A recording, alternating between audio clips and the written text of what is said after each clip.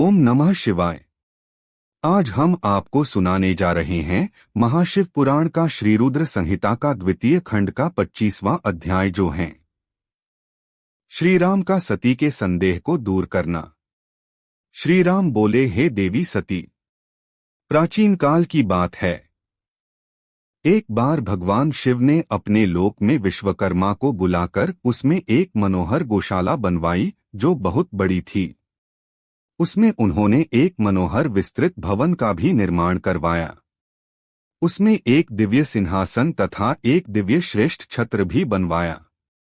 यह बहुत ही अद्भुत और परम उत्तम था।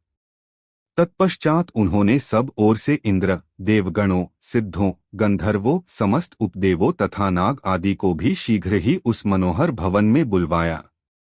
सभी वेदों और आगमों को, पुत्रों सहित ब्रह्मा जी को, मुनियों, अप्सराओं सहित समस्त देवियों सहित 16 नाग कन्याओं आदि सभी को उसमें आमंत्रित किया, जो कि अनेक मांगलिक वस्तुओं के साथ वहां आईं।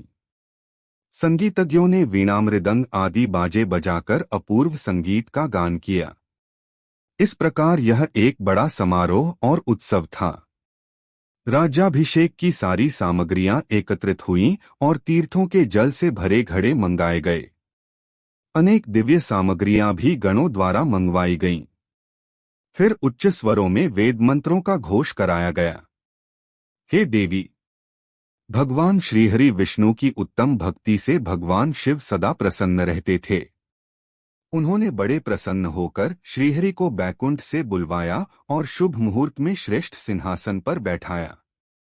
महादेव जी ने स्वयं अपने हाथों से उन्हें बहुत से आभूषण और अलंकार पहनाए। उन्होंने भगवान विष्णु के सिर पर मुकुट पहनाकर उनका अभिषेक किया। उस समय वहां अनेक मंगल गान गाए गए। तब भगवान शिव ने अपना सारा ऐश्वर्य, जो कि किसी के पास भी नहीं था, उन्हें प्रेम पूर्वक प्रदान किया। इसके पश्चात भगवान शंकर ने उनकी बहुत स्तुति की और जगतकर्ता ब्रह्मा जी से बोले, हे लोकेश, आज से श्रीहरि विष्णु मेरे वंदनीय हुए। यह सुनकर सभी देवता स्तब्ध रह गए। तब वे पुनः बोले कि आप सहित सभी देवी देवता भगवान विष्णु को प्रणाम कर उनकी स्तुति करें तथा सभी वेद मेरे साथ साथ श्री विष्णु जी का भी वर्णन करें। श्री रामचंद्र जी बोले, हे देवी, भगवान शिव अपने भक्तों के ही अधीन हैं। वे अत्यंत दयालु और कृपानिधान हैं। वे सदा ही भक्तों के वश में रहते हैं।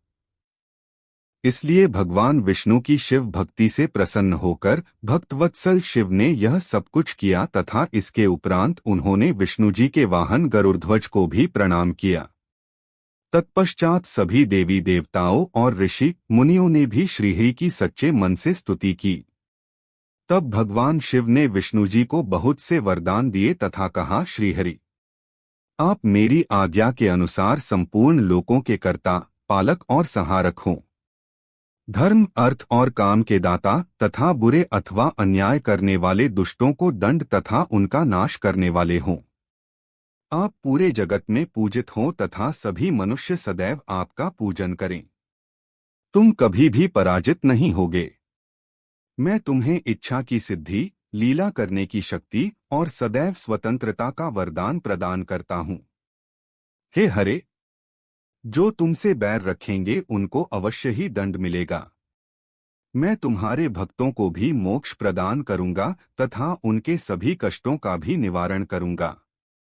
तुम मेरी बाईं भुजा से और ब्रह्मा जी मेरी दाईं भुजा से प्रकट हुए हो।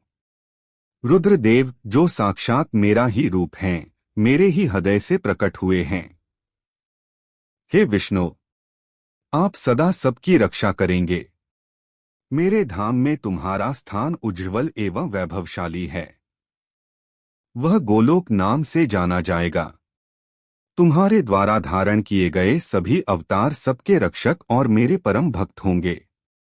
मैं उनका दर्शन करूंगा। श्री रामचंद्र जी कहते हैं, देवी, श्रीहरि को अपना अखंड ऐश्वर्य सौंपकर भगवान शिव स्वयं कैलाश पर्वत पर रहते हुए अपने पार्षदों के साथ क्रीड़ा करते हैं। तभी भगवान लक्ष्मीपति विष्णु गोपवेश धारण करके आए और गोप गोपी तथा गौ के स्वामी बनकर प्रसन्नतापूर्वक विचरने लगे तथा जगत की रक्षा करने लगे। वे अनेक प्रकार के अवतार ग्रहण करते हुए जगत का पालन करने लगे। वे ही भगवान शिव की आज्ञा से 4 भाइयों के रूप में प्रकट हुए। अब इस समय में विष्णु ही अवतार रूप में प्रकट होकर 4 भाइयों में सबसे बड़ा राम हूँ। दूसरे भरत हैं, तीसरे लक्ष्मण हैं और चौथे भाई शत्रुघ्न हैं। मैं अपनी माता के आदेशानुसार वनवास भोगने के लिए लक्ष्मण और सीता के साथ इस वन में आया था। किसी राक्षस ने मेरी पत्नी सीता का अपहरण कर लिया है और मैं यहाँ वहाँ भटकता हुआ अपनी पत्नी को ही ढूंढ रहा हूँ। सौभाग्यवश मुझे आपके दर्शन हो गए। अब निश्चय ही मुझे मेरे कार्य में सफलता मिलेगी। हे माता, आप मुझ पर कृपा दृष्टि करें और मुझे यह वरदान दें कि मैं उस पापी राक्षस को मारकर अपनी पत्नी सीता को उसके चंगुल से मुक्त कर सकूं।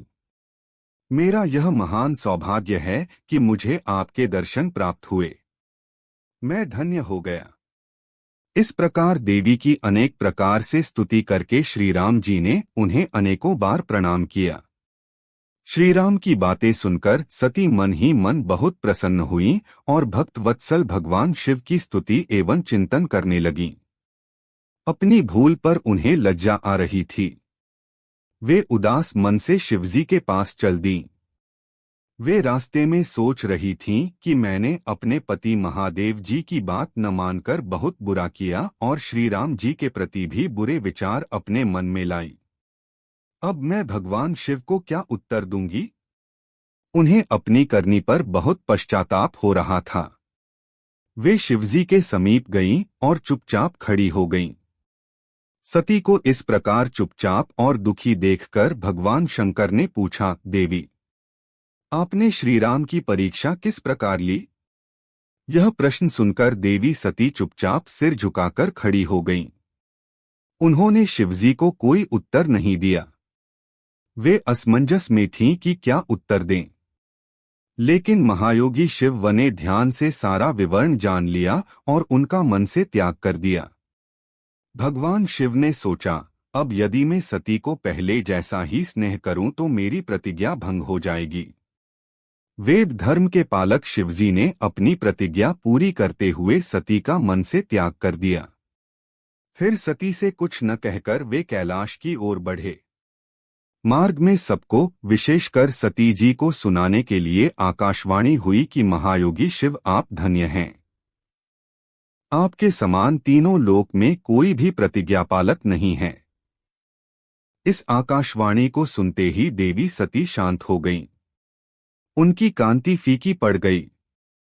तब उन्होंने भगवान शिव से पूछा, हे प्राणनाथ, आपने कौन सी प्रतिज्ञा की है? कृपया आप मुझे बताइए।